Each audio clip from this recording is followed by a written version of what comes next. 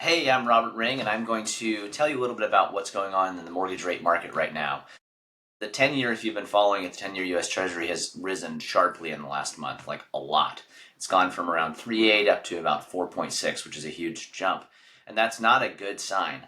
The 10-year doesn't affect mortgage rates, but it's a leading indicator of where they will go. And so since about the middle of December, we've seen a pretty sharp increase in rates with a couple of days here and there where they've dipped down but then gone back up. What are markets looking at right now, and what's really driving rates going higher and really not letting them go lower? And the question of that is the Federal Reserve and their outlook and what markets expect they may do at future meetings, specifically in 2025.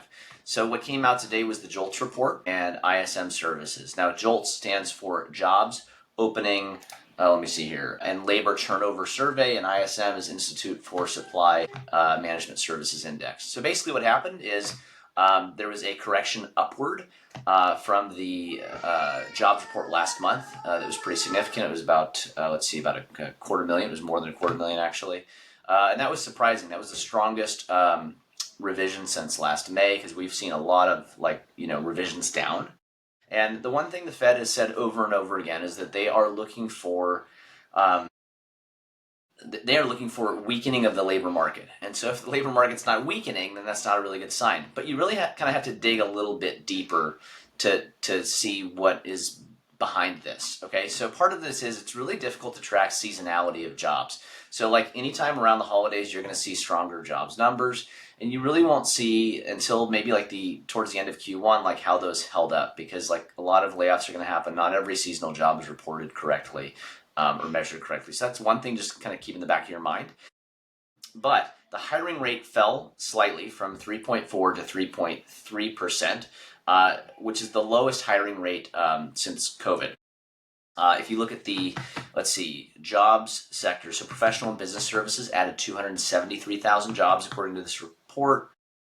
Job openings, that is, which accounted for about 70% of the job openings.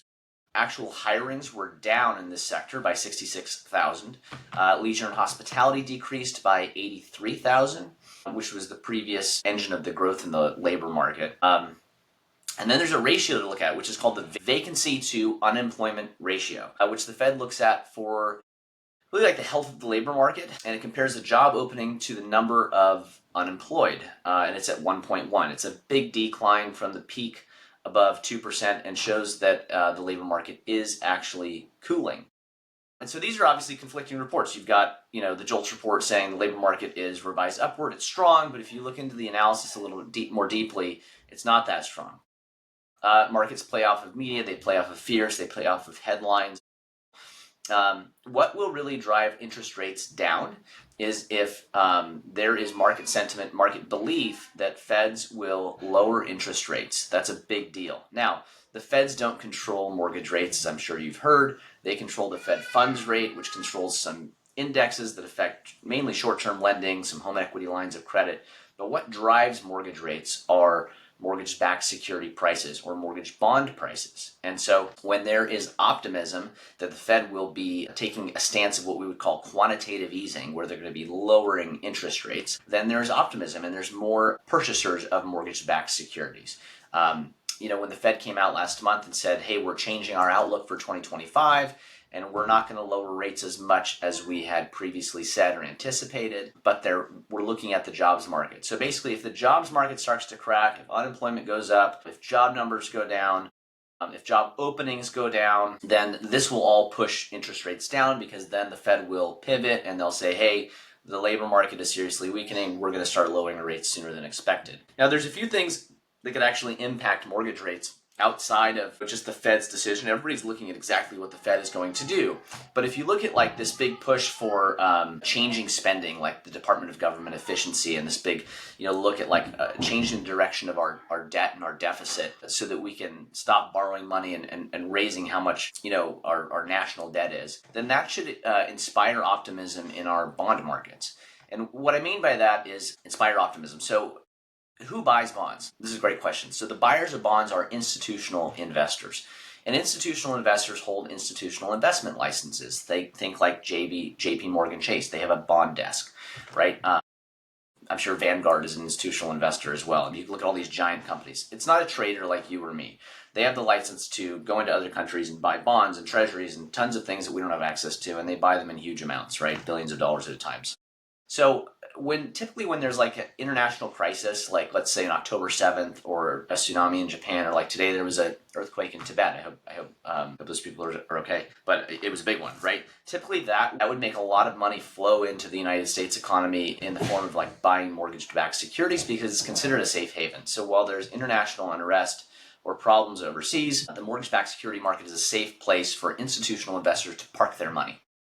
But that hasn't really happened over the last 4 years because there's been this looming fear that the United States can't control its spending and that we're going to face a national debt crisis. Now, some people say, well, Robert, we can't face a national debt crisis because we print our own money.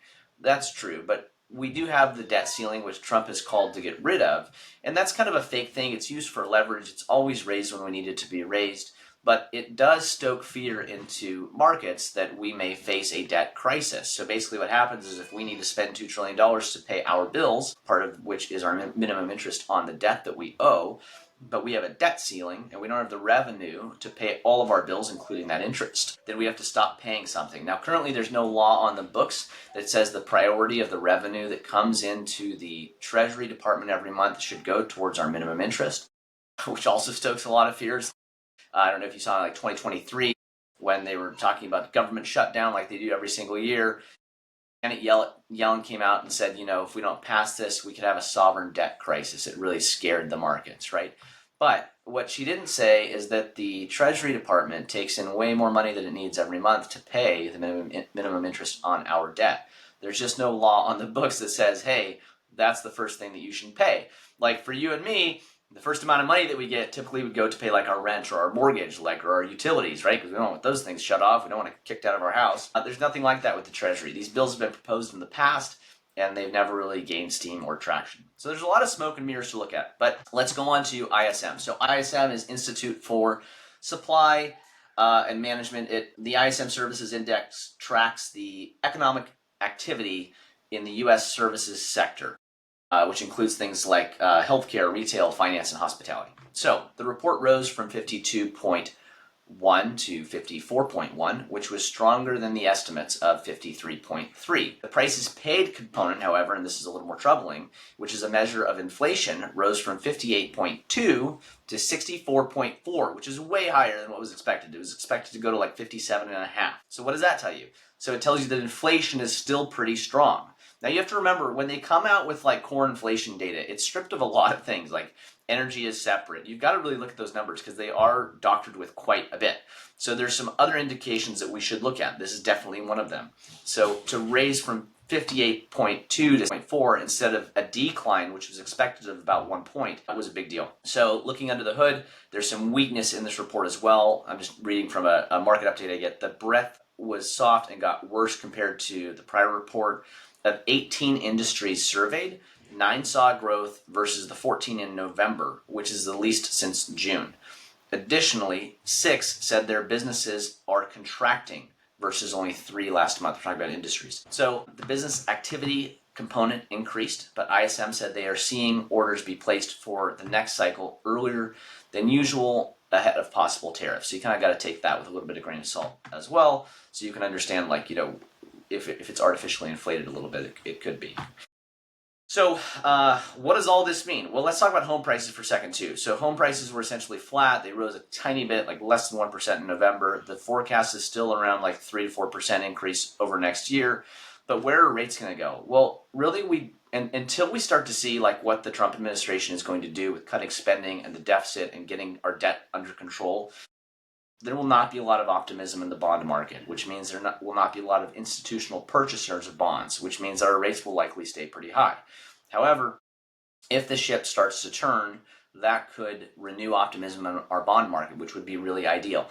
Typically if you saw something like the October 7th attacks happen prior to like, if these last 4 years being an exception, you would see rates go down a lot, like overnight. And that just wasn't happening. So like, remember when Greece went bankrupt, rates went down immediately.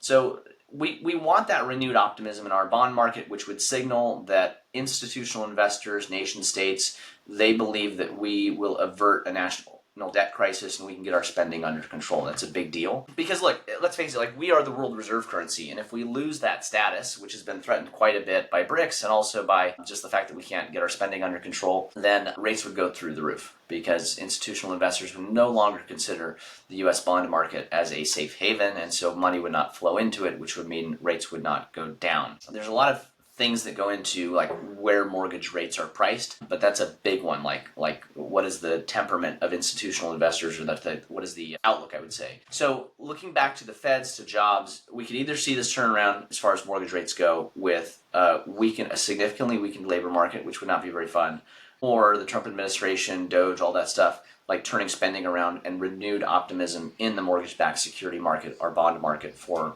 mortgage bonds, and that would make rates go down. So amidst all of this, I mentioned at the beginning of the video, like we've seen a huge rise in the 10-year. That's not a good thing. That's typically an indication that like the economy's not doing well. When the 10-year goes up, you will see like a sell-off in the bond market, sell-offs in the stock market. Hopefully that turns around. Another thing we look at is the yield spread premium for mortgage rates, which is the difference between like the 10-year treasury in this case and like the 30-year mortgage rate as put out by Fannie Mae and Freddie Mac. That's way too high. It should be around like 1.5 to 2. Right now it's over 3.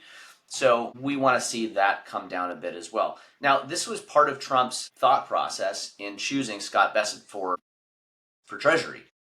He wanted someone who would be open to using levers to restrict the 10-year price from going up too much if tariffs hurt the economy. Anyways, a lot like left to be said. We don't know where things are going, but as of right now, like the outlook is that rates are not going to come down unless we see a change in 2 areas, either the jobs market weakening significantly or like major reform happening and like light at the end of the tunnel as far as like fixing spending and deficit problems. So, all right, thanks for tuning in. Let me know if you have any questions. Please like and subscribe to this video, and I'll see you on the next one. Bye.